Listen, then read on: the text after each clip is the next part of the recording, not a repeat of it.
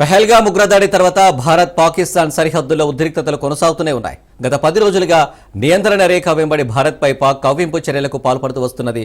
ప్రతిరోజు కాల్పుల విరమణ ఒప్పందాన్ని పాక్ ఉల్లంఘిస్తూనే ఉంది. వరుసగా 10వ రోజు కూడా దేశ సరిహద్దులోని కుప్వారా, బారాముల్లా, పూంచ్, రాజౌరి, నౌషిరా, సుందర్షిని, ఆక్నూర్ జిల్లాలోని సైనికుల పోస్టుల లక్ష్యంగా పాకిస్తాన్ రేంజర్లు కాల్పులకు తెగబట్టారు. దీంతో భారత్ సైన్యం వెంటనే స్పందించి పాక్ దళాలకు ధీటుగా సమాధానం ఇచ్చింది.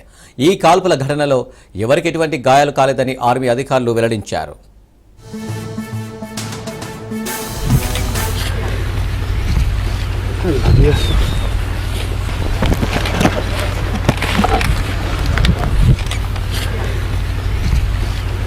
Yes.